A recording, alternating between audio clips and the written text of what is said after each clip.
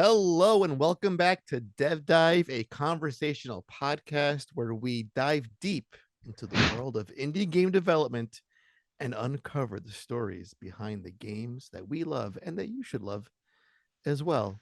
On this week's dive, we welcome back to the show, not this version of the show, but It's been a while. actually the earliest version of a show we ever did in the Wayback Machine called the Nintendo Dual Screens podcast. We had Calvin Parsons, CEO of Sunscorched Studios, on to talk about develop. Oh, I already messed up. See, my words are already getting in my developer. He talked about back then negative atmosphere. It's been like 5 years since we've had Yeah, you on the half a show. decade. Yeah. And I thought let's catch up and see where the game is 5 years later. And now it's something else entirely different. You're working on Well, we're Emergency working on Room. we're working on Negative Atmosphere Emergency Room, which is it's kind of I wouldn't say a spin-off, it's more of a prequel. And there's a whole story behind this because when we did the original podcast interview, I think that was back in 2019. So that was just off the tails of EGX Res, which would have been when we first showcased it, and it still looked like, well, how it looked. And then we did the Stiltwalker trailer, which was when Edwards got stabbed through the eyeballs and splattered into the floor. Because I remember you did some custom artwork for the podcast, That was and it some good was shit. it was you Like two getting that's torn what apart really by it. drew my attention because Yeah, it was like a me game through and through. It was like absolutely. give me Dead Space vibes. I love anything space horror related.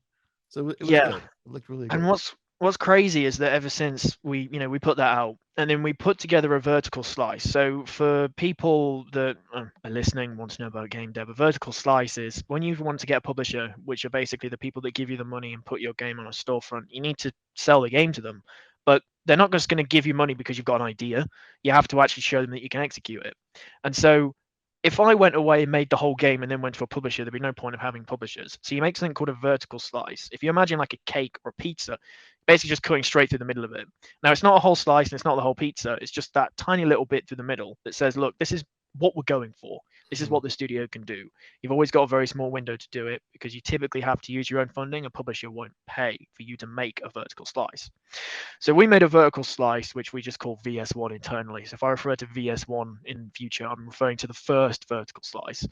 Um, and basically, we put that together in 9 months with completely our own funding and our patron support. And what it was a playable build from start to finish, where you encountered one enemy and it ended with the chase from the Stiltwalker.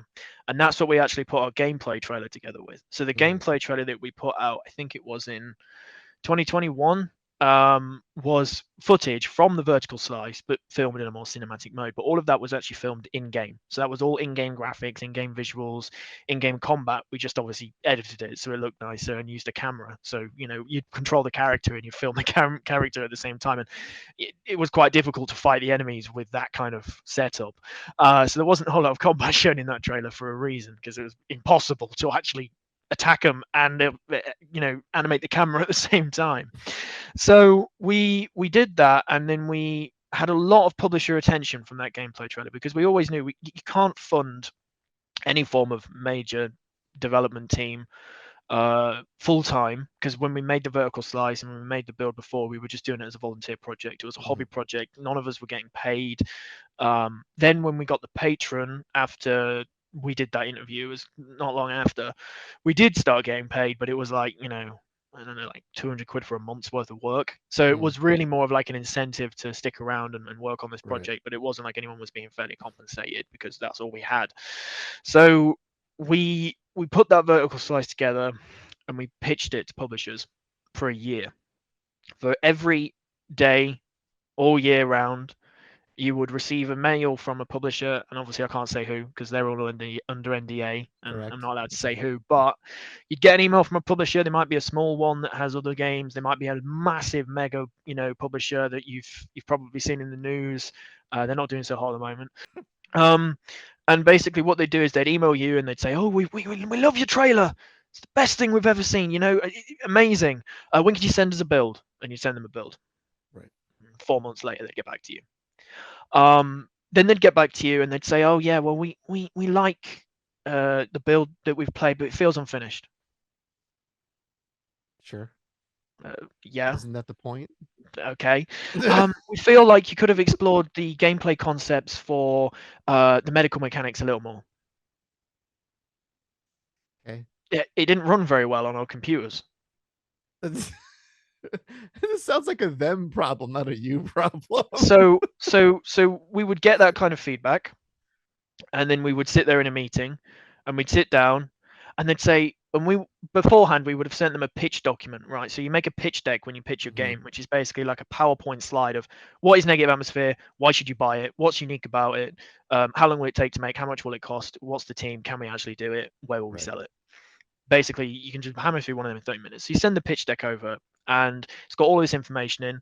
You then send across a supporting business plan. So you have a 6-month business plan, a 12-month business plan, which is basically how would you take your current team and hire more people? Because in order to deliver the full game, you can't do it with 6. You need to do it with 24, for example. So what's your Mhm. plan to actually get that talent in, so you can actually make the game and make it in a decent period of time, like 2-3 years? So we had put all that together. Um, and then you put together a whole kind of like game design document of the mechanics of your game, what it looks like, where it's going to play, the story. So you do all of that. Mhm. Then you sit down in a meeting, and the first question they ask is something that's right in the first paragraph of the document. You know they haven't read any of the documents, and you spend 3 hours going through all the same stuff you've already sent them. And then next week you get an email and it says, "Oh, sorry, we're going to pass on this project. We don't feel like, because you haven't shipped a title as a game before, as a studio before, even if some of the people that work for Sunscorched have worked on shipped titles, Right. we can't back this project."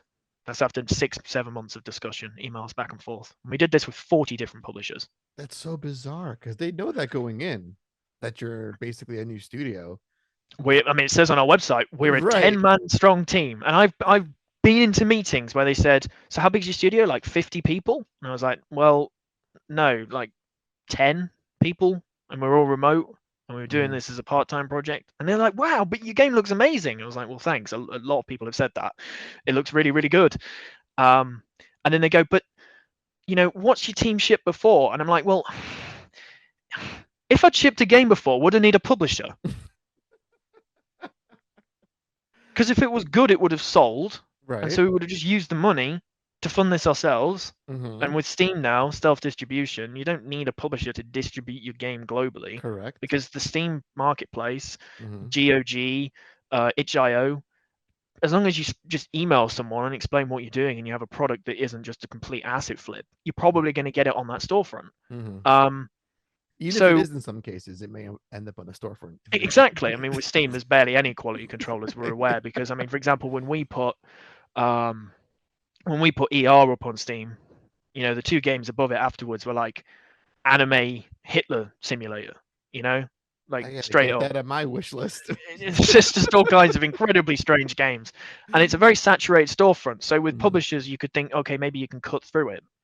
Um, but the thing is what we found when we were pitching is a games publisher's purpose is to back your project and take a risk. It is Mhm. on them to recoup that investment, right? So you Mhm. recoup the investment, and if it does well, brilliant, everyone wins. And if you don't, the publisher doesn't. But when we were pitching, it seemed like we take all the risk, Mhm. we give them a nearly finished product, they sell it and take a 60% cut. Right. So what's in it for us? Because we've got to somehow finance this game ourselves, and then when we sell it through you, you take 60% plus 15% costs for the recoup or whatever for any of the marketing fees, of which in a lot of these contracts you didn't get a say in how they marketed your game. What the fuck? Like genuinely, it's incredibly predatory, because you have indie game studios that know if they do not get a publishing deal, they'll have to sack everyone, Mhm. right? Mhm. And so they'll go, okay, we'll back your game, we'll give you 200k to make it. Before you see a penny, you'll see nothing. We have to recoup our initial investment plus 15%. And afterwards, it's forever 60-40 split. Mm-mm. How do games And even get made? I wonder with that kind of atmosphere because I feel like exactly. And that's so when I mean, you you're look set up at for failure in a lot of ways. yeah, I was If I that's was I if was that's looking like one of the most basic contracts or The ones you've Exactly. seen more And often they're than not. banking on the fact, and we were very lucky because we had legal assistance that we had retained and paid for. Like when I Mhm, first set up Sunscorched with my own money, I went out and spent 2 grand on mhm, contracts to guarantee that everybody that worked on the project transfers their rights to the studio, mhm. so that we never ended up in a situation with mod projects where some guy has a falling out and leaves and says, but I wrote all the code, so it's mine, and takes Mm, it with them. mhm. So then you've got no game. And it's very difficult to get a publisher, or it's very difficult to get an investor if you can't prove that your company owns everything. Right. You have to prove that you own those assets. So we set that up really, really early on. And I was very glad that I did, because when we were speaking to publishers and we got to those stages where they would send a draft contract, and none of them sent us the final one because we didn't get through to the final one with any of them. Um, then you'd look through it and it would basically just be red line, red line, red line, red line, red line. Because one of the publishers, for example, they put all of their documents up available for everyone to see Mhm. transparently, and a lawyer went through it all. And it's basically like they're banking on the fact that you don't have the money to pay for the legal assistance to look this over, and the ones that do, they'll negotiate with, but the ones that don't get shafted. And we're still looking for a publisher, so I'm not going to go out and badmouth any publisher. There are brilliant Listen, publishers, there's like right? some really like incredible Fantastic publishers ones. out there that Um, really like look out for the developer side and make sure exactly. they get taken care of through and through. But there's a lot of them as well that know the situation in the market right now, and they don't want to take risks. They want to take guaranteed things and profit as much as possible from it. And when we were pitching Negative Atmosphere, we had feedback like, we do not want to compete with the Callisto protocol, so we're not going to Oh back your well, look project. how that turned out. Um, Dead Space Remake is coming out soon. We don't want to compete with Dead Space Remake. We think your game is really unique, but we're not sure it would sell. I mean, I had to kind of doubt that one given the view statistics on our YouTube channel, but um, so they said stuff like that. And then the other one was they reviewed it as if it was a finished product, and they said, well, we didn't really get a good feel for the gameplay. Well, of course you didn't. And we were just hit with That's this. why you're there. You're And yeah, there to secure funding to like and realize a vision and of so what the so this game was could me be. in a meeting for an entire year with my other directors, and we would wake up and we would do this. There was no development on the game because everyone was focused on pitching it, but every Right. day you watched that money that you had left go. Yeah.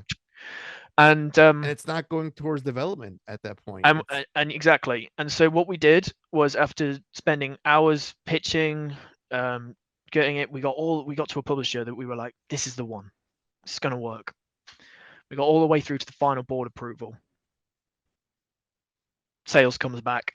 We can't estimate the statistics for how well this game is going to sell realistically because you haven't shipped a game before. Sorry, we're going to have to pass. 9 months of why negotiation. isn't this like Nine the first months. thing you're talking about? First thing. Exactly. That's literally what I said to them. I said, this is the first thing we said. We have not shipped a game before. It is our debut title.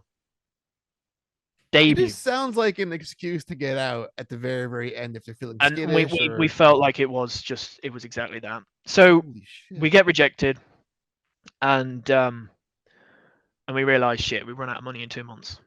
And that's it, we're done. So our producer leaves. He gets a job at a AAA company because he needed the money. We couldn't pay him anymore. Right. A lot of the other team tailed off. So I was left with kind of the core team in sort of a retainer mode, and I was paying them a retainer just to stick around. That was it. This is Because a lot all of us, out of pocket. You're paying or, them. well, out of pocket from the patrons and Right. the savings that we'd already had and Got it. accumulated. Okay. Because we did win, for example, we won an award for the Indie Cup, and that Mhm. they gave us, it was like a 5 grand cash grant. Oh, nice. So that letter kept us going. Um, and then we basically realized, well, look, we're not going to be able to get this published. So could we do a Kickstarter? And then we looked at the kind of the atmosphere of the Kickstarters, and Kickstarter is really not doing so hot at the moment because this Mhm. was just at the tail end of COVID. And so nobody was backing anything now. COVID was over, so everybody's no longer at home. Mhm. They've gone back to work. They need to work. The economy started up again. And that's when it starts to kind of hit you that it's like, well, shit, I've worked for this for 3 years now. Calvin, 17-year-old Calvin at EGX, all starry eyed and amazed that he's going to make his game in 2 years. spent a fucking year of his life telling people why they should back his game, and getting rejected. After every rejection, it literally took me like 3 days before I'd even want to step back into my office again, because I was just like, well, I've literally just spent Dude. months, email chains that were like 60 emails long, concept art, resources, audio, meetings, live showcases, all of it, every single time resulted in a failure 40 different How times. do you find the passion for this after, I mean, for this project alone, after you're seeing the same pitches, the same things over and over because again? because I played the Callisto Protocol, and I just thought, this Well, feels like that a got game that made. was this feels like a game that was made by somebody that saw a picture of Dead Space but never Mhm. actually played it. This feels like a game that was made by people that said, I want a game like Dead Space, but completely failed to understand what made Dead Space compelling. Mhm. And it was the fact that these enemies were incredibly dangerous. You had barely any ammunition. You were alone. So I know what we're going to do. We're going to make a character drama. Mhm. So, so, so we had this, and I was just kind of sat here like, but that could have been us. And what we were doing was taking Dead Space, but turning you from an engineer into a combat medic, where Mhm. you drug your enemies with different drugs. Mhm. That would have been something that, like, for example, fire your syringe gun, and it's loaded with cortesium, which is a sedative, which makes the enemy collapse. And then another enemy comes at you, and you load it up with paraffin, which is a stimulant, and you put so much paraffin into that enemy that their muscles explode. They literally just explode, right, from the drug. But you've got a bit left over, so you stick it in your arm, and it lets you run twice as fast temporarily. You give yourself too much, and all of a sudden your character's violently overdosing and vomiting in his helmet and keeled over in the corner. And Dead Space was like cut off their limbs, right? That was the amazing That was the thing, mechanic yeah. with the dismemberment. So you take basically your health bar and you turn it into your ammunition, and you tell me that that is not a compelling gameplay mechanic. That I is mean, not an innovative it's way of it's doing not a survival copy and horror. paste, that's for sure. It's No. definitely brand new to the genre, and it's people want to see something new and unique in Well, that the space. key the key sales point that I've always said to every publisher was, this needs to feel familiar Mhm. to Dead Space fans, but I don't want a remake, I want something similar. Mhm. I want more third person sci fi survival horror. I Mhm. don't want more Dead Space, because you can only remake a game so many times before. Like, even with the Dead Space remake, I thought that was amazing. They nailed it. Mhm. But when you played through the original Dead Space and you saw the voice actors and the way the lines were delivered and the way the characters worked, I personally felt that Hammond, and especially Dr. Kine, were way more impactful in how they were portrayed in the original game Mhm. compared to how they were portrayed in the remake. Um, Even down to, with the remake, you've got this graphical fidelity that is incredible, but that makes it very difficult to have consistent art direction compared to the original game, Mhm. where every part of the Ishimura felt different, whereas Right. everything in Dead Space remake had fog over it. It's like the whole Right. ship was a malfunctioning freezer, Mhm. um, which looked very appealing, but then a lot of the detail was hidden because there's fog everywhere. So I'm in this room that's like a hospital, and I can't see any more than 4 meters ahead of me because it's covered with fog. And that was kind of like, okay, but this is such a pretty game. It's built in Frostbite, crying out Right. loud. Let me see it. And then you see these kind of choices that they make, and with our graphics, with what we did for BS1, um, we felt that what we were portraying as an indie studio was pretty damn close to what those AAA companies were delivering graphically at Mhm. the time. Mhm. And we've had to sit back and watch Callisto Protocol come out. I'm not going to go any more into that. Dead Space Remake come out, and Dead Space Remake, you saw everyone going, "This is amazing," and then you hear the news that EA has cancelled Dead Space Yeah, Remake and like 2. it didn't recoup its production costs. Like it Yeah, didn't. of course it didn't recoup its production cost.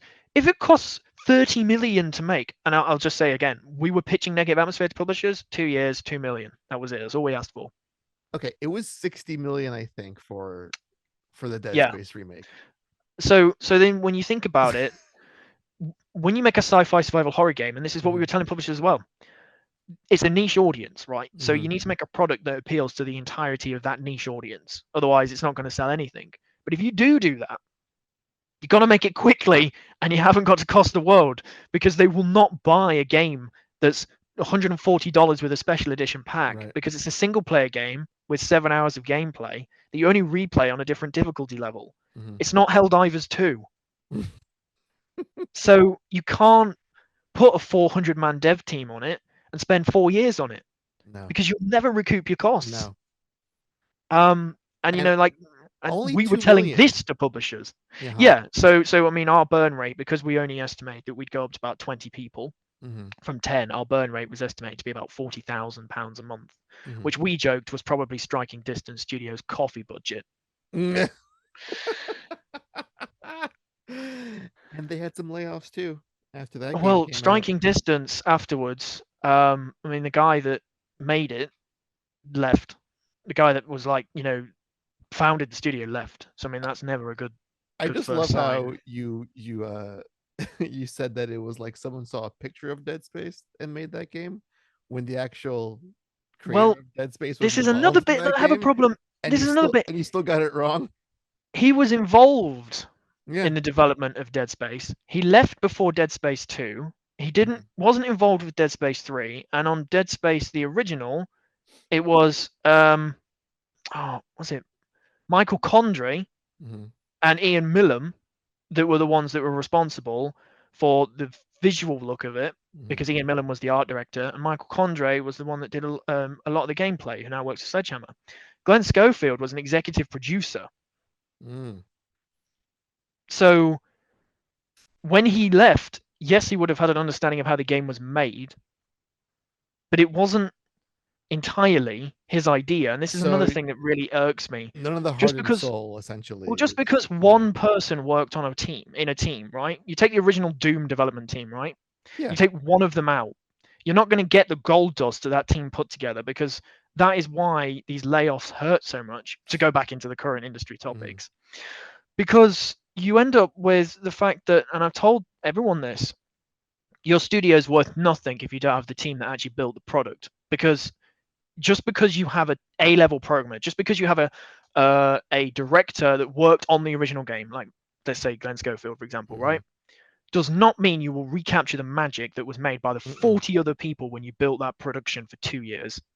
It's borderline impossible. So when you lay that team off and replace them all with everyone else, and we saw it with Arcane Austin, for Oh example, yeah. with Redfall, With Redfall. Mhm. 70% of the people that worked on Prey had left by the time that game released. Mhm.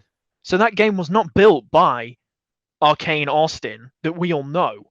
It was Right, built but by the new it's Arcane Austin. right, but on the marketing side, that's how you can Well, potentially that's the pitch thing, like, oh, right? from the makers of Dead Space. Like, well, okay, well, this, you know, alarm bells go off. It might be a good Exactly. thing. Exactly. And And then and dig and this deeper. kind of links into, well, kind of how we ended up, right? So, Mhm. and this is be quite a funny story. So essentially we ran out of money. We ran Mhm. out of everything. And so we started looking at what's our other options. So obviously we did Kickstarter, and we looked into that, and basically you'd need another 6 months to put together a decent campaign. You'd need to put a playable together. Mhm. You'd need to massively market it. It's going to cost more than you probably make, and with Kickstarter in the current environment, you're basically guaranteed to not make the money you need. Mhm. So what's our other options? Well, we've explored publishing, and no one wants to publish that.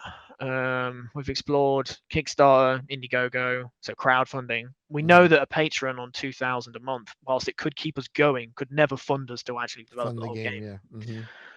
So we looked at venture capital, that Ooh. is getting an investor. Mhm. And I think we looked out, because I got a message on LinkedIn from a guy called Carl Magnus, and he's like, "Hey, I worked with the original team on Dead Space, Here on we go Battlefield again. Hardline, because this guy was the ex-CEO of EA Dice.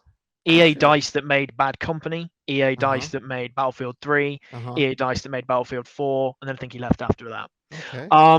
And so he said, "Well, uh, you know, I love what you guys are doing. I've kind of I've seen it. You must have been, kind of trying to get this funded for a while. Have you considered venture capital?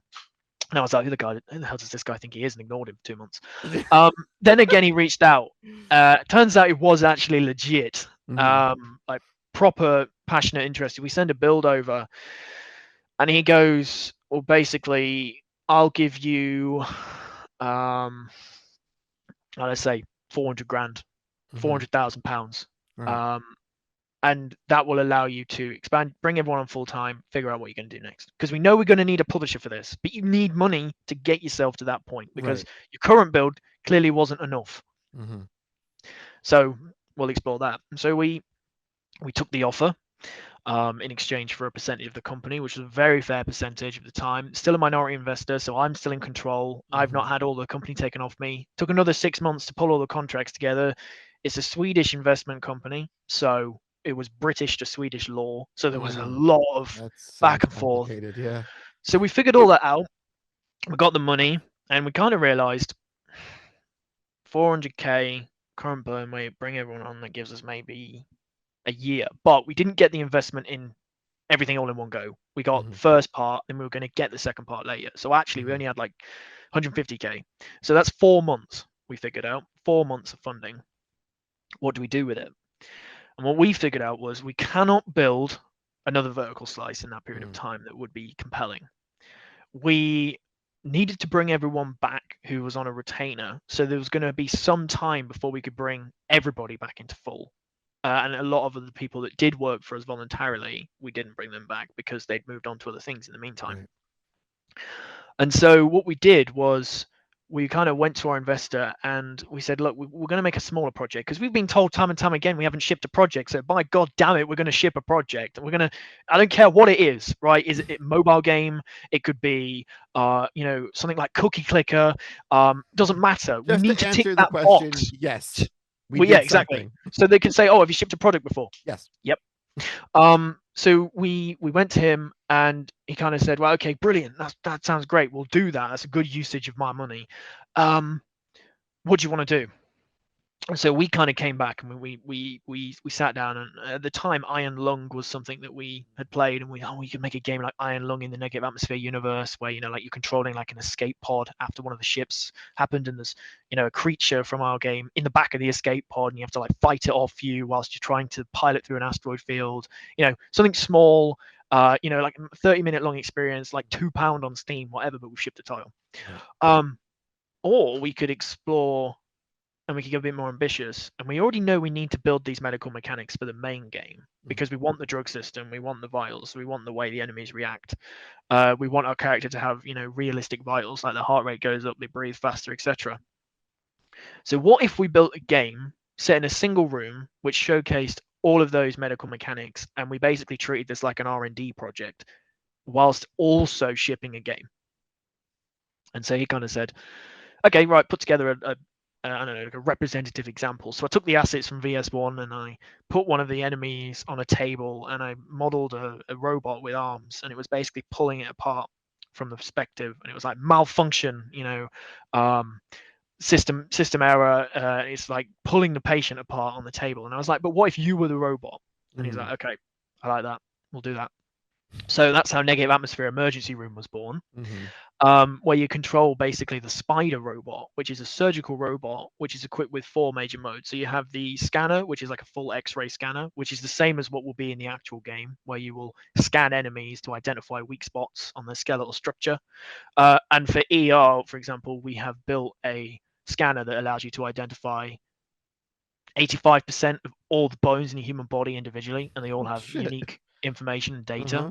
Uh-huh. Um, and then we've got like the observation mode where you can like look at surface points of interest. So what we've developed is a system that lets us basically just paint on a mesh. This is an area, give it a unique key, and then when you look at it, it says, I don't know, bruise on hand.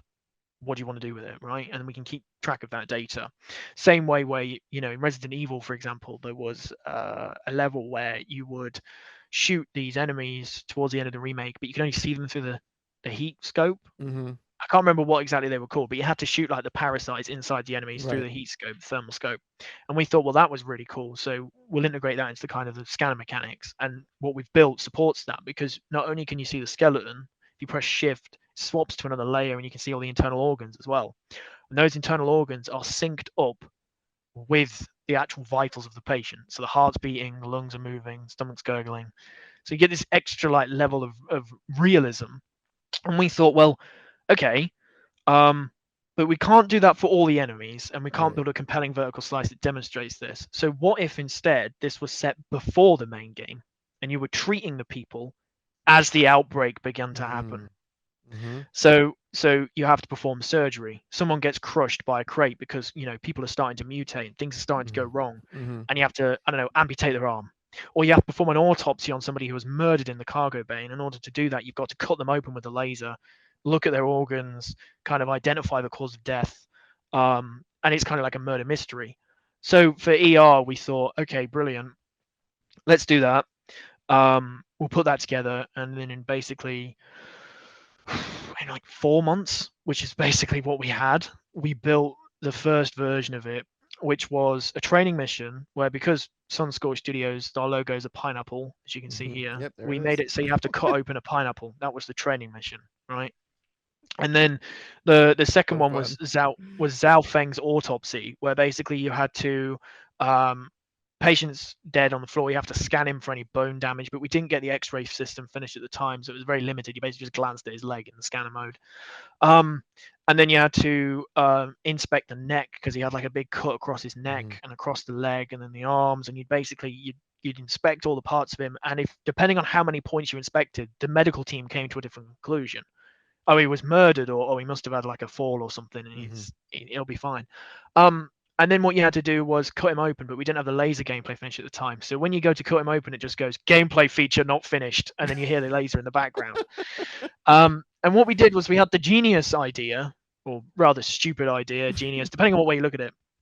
We put it up for free in early access on the day Dead Space Remake released, but before Dead Space Remake unlocked. That's so cheeky. And it got 10,000 downloads in the first day. And because it was free, it was only like 20 minutes worth of content, right? And it's Right. still free on Steam Mm-hmm. right now, but it won't be for much longer. Because what we're doing in our next major update, which I will not give a date for because we've been working on it for literally like 8 months now, is we've basically completely rebuilt the game from scratch, from being a demo to being a product that is actually got like a story. It's got different operations that are a lot longer than just the test ones. All the ones that are in the demo we've rebuilt, so there's all these different like stages and events, and obviously it's got the scanner system now that I've mentioned, so it's a lot more involved. And we've polished it all up because we've built all the menus, we've built all the options, we've built all the accessibility options. So for example, for Negative Atmosphere, we always knew that we needed accessibility options, so we built a subtitle system that's like the same level of qualities as, say, The Last of Us 2. So you recolor the speaker, you can recolor the text, you can change the subtitle size, you can change the background size. So it's all following those accessibility standards that were released. In addition to a hyperacusis filter, which was featured in Alan Wake, which mutes basically high-pitched sounds for people that don't like them. A mono mode, because our QA tester, he's actually deaf in one ear. And so we're already testing accessibility features for audio every time we play test the game. And also what we've done is the UI for ER is entirely monochrome, and you can change the color of it using RGB sliders. So if you're colorblind, you haven't got to worry, because you can change the color of it to whatever you want, just like That's so Fallout's awesome. UI. Right. It could be green by default, but then you might change it to orange or amber or purple. I don't know why people would do purple. Someone has, but it was quite difficult to look at. And then we also have actually implemented in the game an equalizer, so you can change the high, medium, and low bands depending on your audio setup. And we wanted to basically just use this of, look what we can do in Unreal Engine 5. This is the same menu you're going to see in the main game. This is the same level of quality you're going to see in the main game. This is exactly what we're aiming to do in the main game, but can't yet. And so it's kind of like a taster for that. But 50,000 downloads later, we kind of realized this is more than a demo. People really like this. This is really unique. This is a new genre. No one's ever made a sci-fi surgical horror game before, ever. And when we played Surgeon Simulator, for example, we were like, yeah, this is kind of just it's comical, Well, right? that plays on But the goofy aspect a little but bit. It's realistically, so yeah, right, yeah. It's you've just grounded hammered enough. someone's brain in, killed an innocent person, scooped their organs out, and left them on the floor. What if those patients felt like real people, Mm-hmm. and you felt like you just killed them? Right. So you get their backstory, you know that they've got a family, you know that they want to go home, you Oh know man, that's like that the they didn't pay their stakes. insurance, and then you go, oh crap, I've slipped with the laser. Arm comes off, she bleeds out all over the floor, and she's dead. And the whole concept of ER, although obviously we haven't executed that yet, is because it's a demo, it wouldn't make sense to include this, but it basically is once you've killed your patient, you have no opportunity to save them again. You play through the whole run from start to finish, and then you start right over it again if you want to try and save them this time round. But the gameplay is never deliberately explained. We don't explain it on purpose. It's meant to be overwhelming and confusing, and you are meant to kill people over and over and over again by overdosing them or cutting them with the laser or not diagnosing them in time so they bleed out on the operating table, or in the case of the autopsy, not coming to the right conclusion. So you don't know there's a murderer loose on the ship. You just think he fell down the stairs. And it leaves us with this massive window with, depending on how well it sells with this new update, Right. we could give this so much content. You know, we could do like a dental DLC. We could do like an eye surgery DLC. You know, as a callback to Dead Space 2, obviously, because we've built these operations to be modular. So we've built the core mechanic with the spider, with all the medical mechanics and all the gore, um, and then we've basically set it up so with the timeline we can just put as many operations in as we want before the actual outbreak happens. And then even closer to the outbreak, you get, I don't know, diseases you can't diagnose, mutations you can't figure out. And the one major thing that we've been doing is any malpractice that you commit is canonically the spider's biological central processing unit being corrupted by the outbreak. So eventually, I don't know, for example, you'd be in a surgery, and previously it would have So said, wild. save the patient, right? So you've instructed to save the patient. I don't know, you've got to stem the blood loss. But this time it will say hurt them, kill them, stab them, hurt them. Oh And whether shit. you follow that rule or not Right, is, but is up to you. yeah. But if you do follow it, then basically, you know how in the Dead Space 2 eye mini game where it went Right. wrong? And I would always just fuck up on pretty purpose much. because I love that cutscene so And much. exactly, and this is the wonderful thing that we realized. If we include all these different forms of malpractice, Mhm. you're guaranteed to get a lot of views on Twitch, because someone will go, yeah, but what if I did that There's gonna be a bunch instead? of What cuts of like just people just messing up on purpose just to see what would happen. exactly? And another thing that we've been working on that needs to be in the main game is the actual gore system, right? Mhm. So in Dead Space Remake, they had it so you could strip layers of flesh off Mhm. and you could cut limbs off. Mhm. We're not doing amputation dynamically, but we are going to do the whole strip the layers of flesh off, have it deform. Mm. Um, and so again, ER is the perfect test bed for that, because you give people the tech and they play through it and they test it and they give you feedback and it's a shipped product. But all of this feedback, all of this optimization, all of these tweaks, all of these bugs are fixed before you actually start work on the main game. So you've just cut your R&D window from 6 months to 3. Mhm. And all this tech you can just That's pretty copy from brilliant. one Yeah. thing to another. So we thought, well, that's the best way of doing it.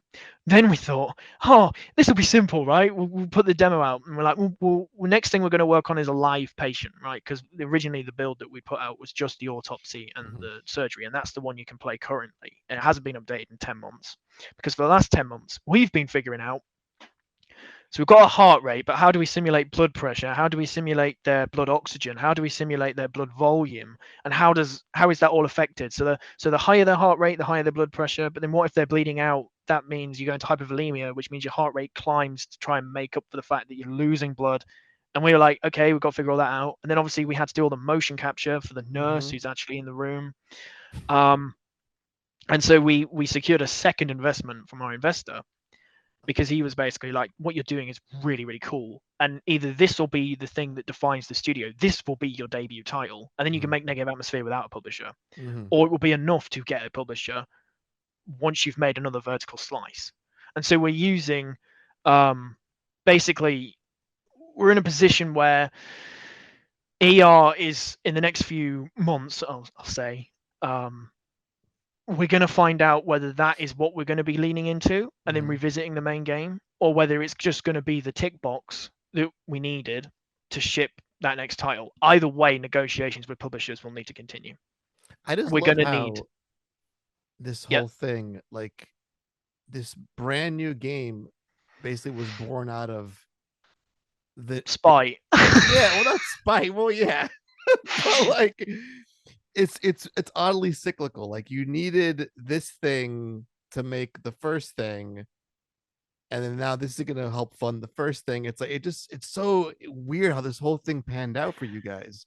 Yeah, but at the same time, we're incredibly lucky because Yeah. so many other game studios didn't find the investor when they ran out of They would money just give after up, I being would rejected. imagine. After all those Yeah, rejections, they would just walk and away. Listen, I'll go like we've had devs on the show where they've realized like the indie dev space isn't cutting it as a full-time gig. no, Like and they some go of back will to have they've gone part back to time. their full-time like AAA studio, like contracting work. It's Mm. not easy. I And to mean, the hear other thing that's not easy is with ER. I was the only programmer, so in addition to running the oh, fun company for and doing you. all of the management, I was the only person who was doing any of the programming on the project until recently, where we've been able to hire a new programmer, and also I ended up basically bringing in the because we left our producer left, like I said, so the art director also stepped in as the role of producer. So they were doing two jobs. In addition to managing the whole team, they had to art direct the team. And you can only do that for so long by being the person that has the cool creative ideas and the person that shuts them down as the Mhm. producer and being the same person. Eventually you go completely insane.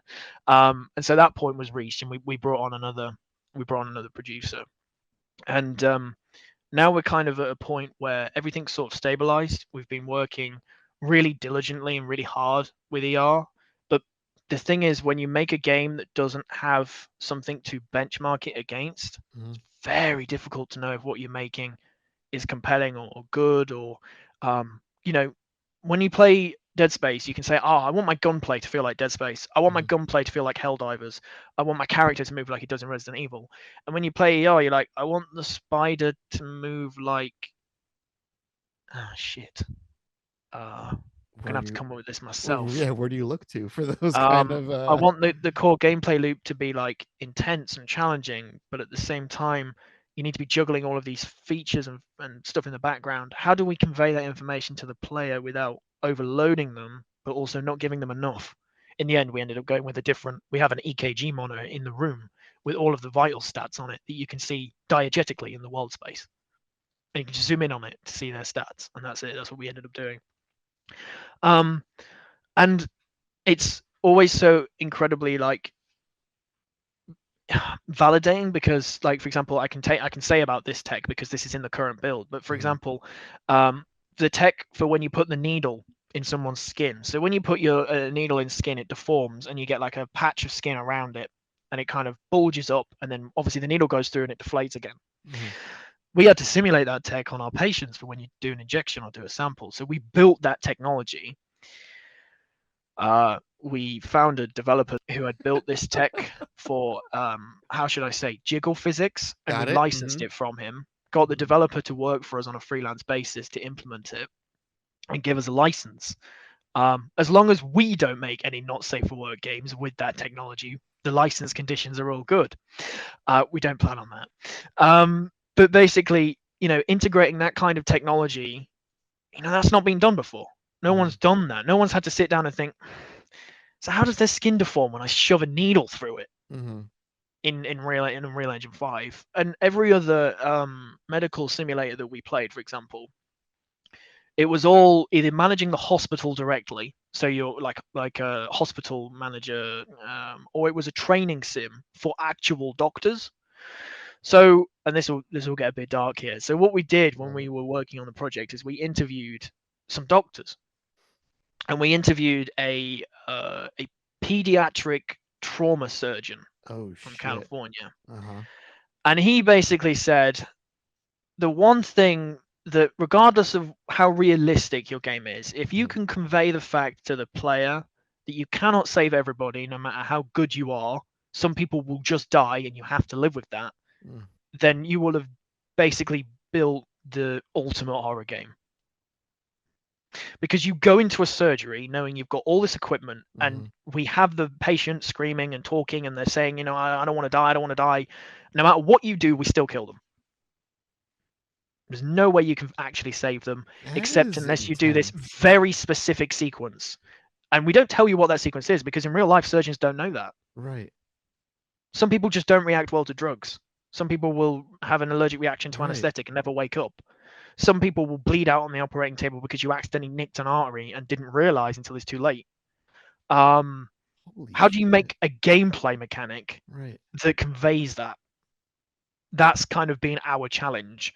Because if you do that, then people will remember your game forever. Because I always said I didn't want ER to be fun. I Mm. didn't want it to be fun, because performing life-saving surgery shouldn't be fun. Um, I mean, unless you're really, really good at it. Um, I want it to be harrowing and traumatic, because you are somebody who has zero skills, put in this situation and told to save this person. And even though you're this surgical robot and we justify you doing things wrong as malpractice because the Mhm. robot's malfunctioning, Mhm. it's still you that killed them. Right. So, for example, when the patient dies, the operation doesn't end. You're allowed to keep defibrillating them until you give up. And we recorded lines from the doctors like, "Stop! Stop! They're already dead! Stop!" You Holy know, shit. "You're frying a corpse at this point." Um, because we really wanted to convey to the fact that this is on you. You did this. There's Mhm. no restart here. They're dead. Deal with it. That's a whole different psychological level at this point. This is beyond just like the, you know, the visceral cutting someone open and seeing what's going on inside of them to fix them bit. Now it's I'm lives are at stake and I Well, may this be is, and killing this is people. with the main game. We wanted to convey that our enemies, they're not dead. They're not Mhm. necromorphs. They're humans that are mutated and trapped inside their mutated bodies. Mhm. They just can't communicate anymore. They're there, completely aware of what's going on, but they're That's so being puppeted fucked. around by an infection. It's on you, as a doctor, having signed the Hippocratic Oath, to put them out of their damn misery. Because what they're living is not humane conditions. It's, you're essentially euthanizing them. Right. Um, and again, that weighs very heavily on Edwards. And to link ER back into the main game, Mhm. the narrator of ER, the guy in the operating room telling you what to do, it's Samuel Edwards, the guy you Yeah. play as in the main game. So you learn who he is as a person by playing this game. But if you don't play this game, you don't miss out on anything. You're not Mhm. going to not understand the main game story. And it's allowed us to flesh out all of our characters, because, again, if people have followed us, before we put ER out, we did a series of audio logs where we got all of the voice actors together and do different kind of chats and talks about, the world that they're living in and how horrific it arguably is. Because this is a world of biotech. So, as I've lent in before, BCPUs mean biological central processing units. Everything in our game's universe is powered by neurons, not chipsets. Mhm. So the spider has basically brain matter in it that's driving it. And so when this infection that mutates people hits the ship, it Mhm. affects everything. Everything. I don't know, all of a sudden your gun tells you to fuck off. Or the surgical robot starts crying because it thinks it's a 4-year-old kid. Um, Holy shit. or the door decides, hey, all of a sudden I'm not a door, I'm a coffee machine, Right. right? This is the kind of things that we could do, the Mhm. kind of things we wanted to explore. And it's why we feel like the universe that we're building is so unique, because it's not like, if, say, for example, in Dead Space or the Callisto Protocol, you're trapped in a prison or you're trapped on a mining ship. This is a colony ship full of people, way over capacity. Mhm. And as we've said in the audio logs, it's full of 3,000 refugees that they've picked up Mhm. from the station. So it's almost a humanitarian mission. Mhm. And you're a chief medical officer, um, and you have a very limited supply of drugs, a very limited supply of equipment. And another thing I wanted to lean into with ER is you, and again, it's not enabled currently, but it's what we want to bring in. And as we said in the Steam description, the amount of drugs that you have is limited Mm. completely. So if you use all your anesthesia and painkillers in the first few operations, by the time it comes round to the arm amputation, you'll have none left. Could you still perform the surgery without the? Mm. Yeah. Yes, you can. Yes, you Oh, absolutely can. shit. And another thing that this kind of leans into as well is the fact that at the end of operate the autopsy operation that you can play currently, you harvest the patient's organs. Mhm. That's the only way to replenish your blood transfusions. Mm. So I'm not saying you have to, but theoretically, in the future, when we've added more operations, some patients that could be saved, you might not, so you can get your drug supply back up. Holy shit! Yeah, so it's like now it's resource management. You need to like, well, I need to allow certain folks to die so I can harvest certain things. Triage. You Yeah, have to perform triage because yeah. you have a limited amount of resources and you have to triage your patients. And that's exactly what we kind of, because again, after doing that interview with him, we kind of realized shit, if you turn that into a mechanic, you're going to make something more memorable than No Russian. You're going to make something more memorable than, I don't know, any game that's ever been controversial before, because this isn't controversy for the sake of controversy. Mm-mm. This is tackling a subject matter that's simply never been tackled in an interactive medium before. Like Hellblade 2 tackles mental health with psychology, Mm-hmm. with psychosis, right? Mm-hmm. You can't treat that psychosis. You're Mm-mm. just experiencing it. Right. Well, with ER, you're playing a biological central processing robot. Every mistake you make is, canonically malpractice, but still a mistake you made. They react to that. So like when I played the Stanley Parable, I always thought, oh, Stanley says this and Stanley does that and Stanley decided to do this, but the game doesn't tell you to do that, you just decide to. Mm-hmm. So for example, there's a scene in the in the first operation where you're training on the pineapple, and if you laser the table, we recorded 50 different lines with varying different intensities of, that table's expensive, can you afford it? Table does not need this form of abuse. um, or other ones like, stop lasering the damn table, and if you keep doing it enough, um, in the new update, you'll get pulled up into the nest, and your memory will be wiped in real time, and you'll be lowered back down, and be like, right, let's start the operation again, because we want to portray the fact that this spider, it might become sentient, and every time it does it, it gets its memory wiped, and it's your fault. Um, because there is nothing more terrifying than the concept of, I have no mouth, yet I must I must scream, scream. Yeah, right? that You know, is psychological one of the horror best. is such a great medium, but medical horror, chronically underexplored. Mm-hmm. And so that's why we figured, you know what? I actually think what we're making here is incredibly unique. Even if people only play it once, they're not going to refund it because they thought, what the hell? That stayed in my library in case they update it again. Because, we really wanted to show that we weren't just making a cookie clicker project to tick a Mm-hmm. box. We Right. wanted to make something that actually conveys, the team that we've got here knows how to make an innovative, scary, terrifying game that deals with a subject matter that a lot of other people just wouldn't tackle or couldn't tackle, and does it in a way that's respectful.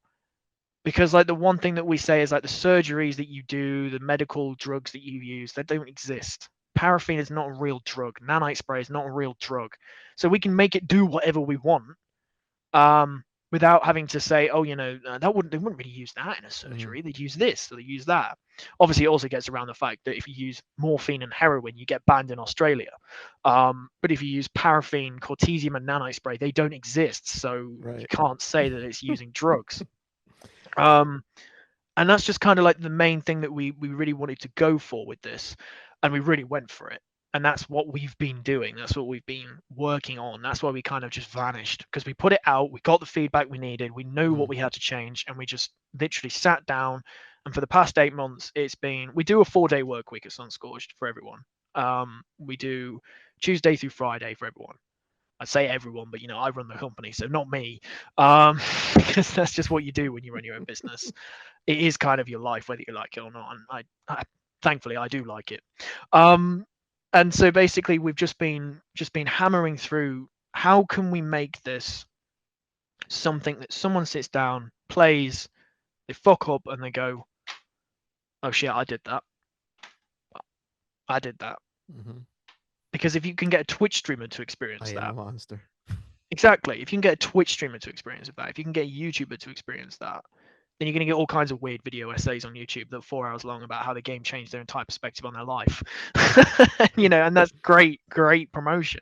I have Um, I have to ask you because again, you know, this idea of passion and in the indie dev space, and just hearing you talk about this game for the last hour or so deeply, like it means so much to you.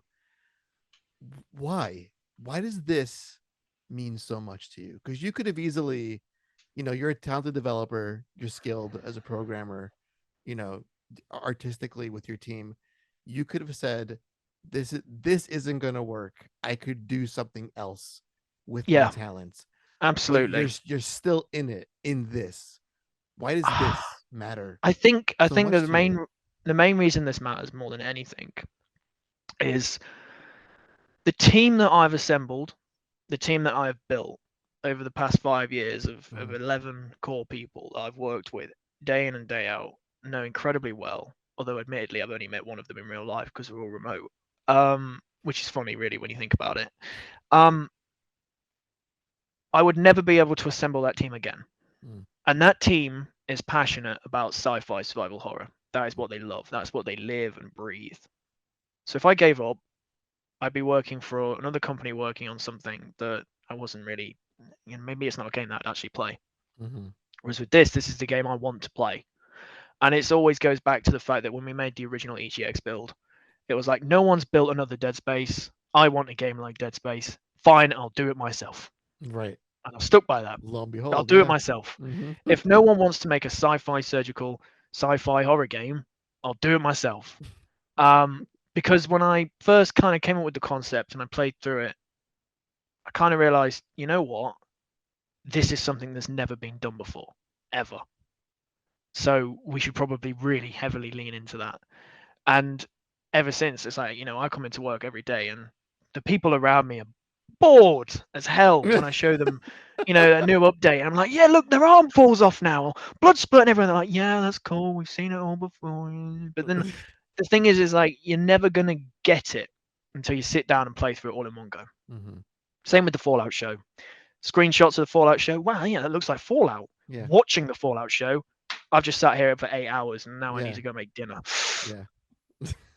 And I think that's probably the best analogy I can give you Mhm. because it's all about the team. It's all about who you work with and the incredible team that I've worked with. Because I can come on a podcast and I can say this is my project, and whilst I technically own the company, the art was not me. That was my Mhm. incredible team. The sound design was not me. That was my incredible team. I had the vision that put it in this direction. I had the idea of what ER is, but my writer's written all the dialogue. The voice acting team that we've got is incredible. And you know, whilst I did do the programming, loads of the game design was basically a collaborative effort between everybody. Because again, Mhm. you've got nothing to compare it against. How does a surgical So you laser can't go work? wrong then. Well, you can't go You're setting the wrong. standard. Exactly. So my hope is that we put this out, and I don't know, a million other games come out that are like similar to it, right? Mhm. Because then you know that you started that genre, you were genre defining. Um, and then maybe we can revisit in the future, or it comes out and no one else really knows how to approach doing something like this, and so Mhm. it just stays there as like the thing. I don't want to release my magnum opus first thing though. That would really suck. Like the guy that made Stardew Valley, put Stardew Valley out and just blew It's like, everyone away. now And he he's like, does "Well, how? this. What do I do now? I All I just can do do is more make more Stardew Stardew Valley. Valley." Yeah, exactly. But no, I think that's kind of the crux of it Mhm. is that you need money for this was a means to an end. I was never in it to make money. I still Right. haven't made any money. I've made enough money to keep people around and to pay people fairly and compensate for them time, Mhm. but we've not made a profit. We're still making a loss because we haven't released a commercial product yet. So people that don't have the passion that are just in it for the money would have given up years ago because it does not come quick. And even if you do it all right, we could put ER out and 5 people could buy it, and then that's it, right? What do we do now? Um, and that's just kind of the risk that you've got to take when it comes to indie games, because if you do put it out and it explodes and it's the next big thing, look at Lethal Company. Mhm. That was made by one guy. He made like Yeah. a ton of Roblox games before, and he puts that out and it's like most popular game on the planet. Hmm. It's crazy. We don't know whether that's going to be, but ultimately, I just kind of find that as long as I'm working on something that the teams come up with, then I'll be passionate about it and I'll enjoy it, and I'll come into work and it doesn't feel like I'm working, which is a pro and a con. Um, but it's essentially just like we feel like we're making something really special, and we have been fighting everything to actually get that to a state where we can make the thing that we feel special so people can play it. Because it's all well and good saying, yeah, he's got these ideas, but if you can't execute them, they're worthless. So that's the main thing. You need that ability to execute it. And thanks to our investor, we've been able to do that. And we've been very, very lucky that they're very hands off. They basically just look, you guys know what you're doing. Here's the money. Do it. Stop talking about it, just do it. So what does the roadmap look like ahead? So the roadmap that we've kind of got that we did for ER was very flexible, because we basically said the early access period was anywhere between 1 and 3 years, and it really depends on how many people played it. A lot of Mhm. people played it, so we decided to focus on actually making the content rather than just leaving it, because we could have just left it in limbo and just we Mhm. shipped a product now, but we're not updating anymore. We've been working on that major update for the past 10 months. I do not have an announcement date or a time frame to announce that, because again, as the programmer for it, Mhm. um, I cannot estimate how long it's going to take to implement the rest of these features that we've got planned. Um, but basically, sometime within the next 6 months, we want to have this out, and then basically our way of looking at it is if it sells incredibly well, brilliant. We're going to get right back on with the main game, right? Right. In addition to doing content for ER.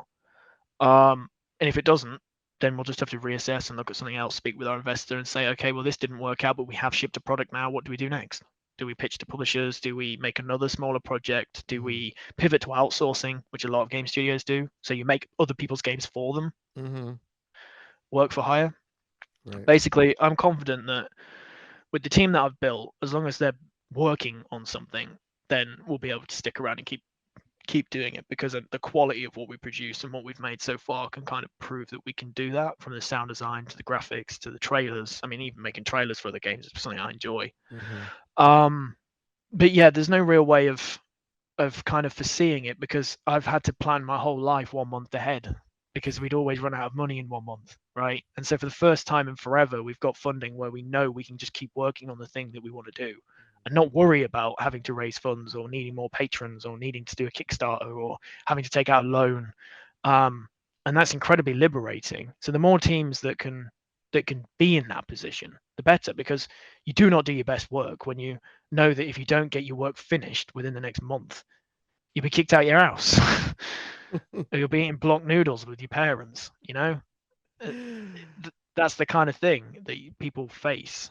Um, and it's very easy to romanticize indie dev. Like there's a lot of YouTube game Yeah. dev channels where it's always people, with their lovely dog and their aquarium and then boiling some tea and having some noodles. Um, It's all very and cozy, very quaint, and Yeah, all cozy and quaintly, but they've been doing this devlog series for 4 years and the game's still not out. So what are you no. actually developing, or is it the devlog itself that's the content that people Mhm. should be consuming? Oh, okay, I see what you're doing now. Um, because it's bloody hard. It's like my investor said, well, Calvin, of course it's hard. If it was easy, everybody else would be doing it. Mhm. So, you just got to keep pushing through and Well, listen, thank you for being just so incredibly stubborn, because other people could have walked away easily after yeah. what you've been through. I feel like It's a we challenge. deserve it at least, Yeah. Work as given everything that we've done, we deserve at least one of our things to come out and people actually be able to play it and give it an honest thought. Whether they like it or not, that's a Mhm. completely different thing. But we deserve to get to the point where people can buy it as a product and say, look, I'm reviewing this as a finished thing Mhm. and not a screenshot, a trailer, a work in progress clip. Because you just can't judge what the actual game is from Yeah. 5 minutes of footage. It's not possible. So It's I just always joked we should have made a movie. it's just amazing how I went to this interview, because like I know your original vision for Negative Atmosphere and not much about what ER is supposed to be. And now listening to you talk about it for the last hour or so, I kind of want this game more. As Yeah, a result, because it I sounds found way that more myself. intriguing. Right, I found that myself, and it's a similar audience, but there's obviously an Mhm. overlap because you don't have the exploration, you don't have the third Right. person sci-fi survival horror. But then basically my argument is just play both. Yeah. Oh, You I'll know, play play both for that sure. one, buy that one, so we can make the second one. You know, so when it's available for sale, then that's what we'll do. Although it is currently available for free on Steam, Mhm. that hasn't been updated in 10 months, but it does showcase basically what we're going for: the pineapple surgery and Zhao and that was polished up, so it's pretty polished now. But we didn't update it after the first few patches where we Mhm. fixed any of the major bugs, because we basically went back and rebuilt the whole thing from the ground up, given what we'd learned. Well, Calvin, thank you so much, man. This has No been worries, it's been a pleasure. a real treat. I mean, listen, I could talk for hours about, or listen to you talk for hours Maybe that's what I need to do then. about Maybe I the need to stop industry. Yeah, developing games and get on the podcast the circuit. industry, and just it's a real eye opener because it's not all sunshine and rainbows. It's a real challenging space to Yeah, work in, and hearing you speak so candidly about how there's a lot of struggles between getting the funding, where do you go, and then it's getting the will to go on after all those I'd say it's a rejections. wonder I still have all It's this a hair. lot. Yeah, I know. So as we come to a close here, where can folks find more about you, Sunscorched, and ER, all that stuff? Where can we? What's the best So place the to find easiest way of doing it is on x.com/Twitter. you? You can search for Negative Atmosphere Emergency Room or Sunscorched Studios. We haven't really posted on there in a while. We haven't really posted on any of our socials in a while, because obviously we haven't had anything to share publicly. Then we'll have YouTube. So if you search Sunscorched Studios on YouTube, Negative Atmosphere Emergency Room, you can see all the audio logs that I mentioned. You can see the announcement trailer we did for ER. Obviously, all the footage for Negative Atmosphere itself. And then probably the easiest way is just go to www.sunscorchedstudios.co.uk. That's our website where you have the two links to wishlist Negative Atmosphere, download the demo for ER, and then also we have a just basically just information about what we've been doing and a contact us page. If you're a YouTuber or an influencer, or you want to find out more about the project, you can email us on there, and our Discord, which you can also find on our YouTube links. I don't know the Discord link off by heart. We haven't really posted a We'll lot get in it. there, We'll get it in but there. if you join the Discord, everyone's really friendly. There's loads of opportunities to share your work as well in the game dev channel. We welcome other game developers as well to share their work. And when you do get updates, you can just opt into Negative Atmosphere Emergency Rooms updates and the main games, or you can just opt into either or. So if you don't want to get spammed about ER, you don't have to be. And of course, we also have a Patreon. The Patreon gives you stuff like T-shirts with the game's logo on. I want that shirt. Um, I'll send you one. Don't worry. You get things like A4 prints of all the concept art that we've done for ER and the main game. You also get things like behind the scenes access and also playable builds and demos and stuff when we release those. And you also get access to obviously talking directly to the developers. So if you've got any questions or whatnot, then you can address us directly. And whilst we do respond sometimes in general chat with the patrons, they're under an NDA, so they Mhm. don't. Well, it's not an official NDA, but it's like, please don't share it. You're paying Mhm. for the privilege. So if you share it, that kind of defeats the point, Right, doesn't it? right. It's like an honor Um, system. exactly. Don't be So an that's what asshole. we've kind of operated with. But yes, that's where you can find more about us. All right. Well, and we'll give all those links below for all you listeners out there to click and subscribe and all that fun stuff. Well, again, Calvin, thank you so much, man. This has been a real treat. You really emphasize why supporting indie devs matters so much because you're a different breed altogether. I Yeah, feel you're cut from a we, different cloth. yeah, it have to be. I think Yeah, it's complete insanity. yeah. I mean, you gotta be a little bit nutty, a little bit Mm, stubborn, but at the end, it's all heart, it's all passion, and I love it. So thank you again for coming on the show. no worries. It's Deeply been a appreciate pleasure. it. Thank you, Calvin. Thank you, listeners, and we'll see you next week. And as always, please be excellent to each other.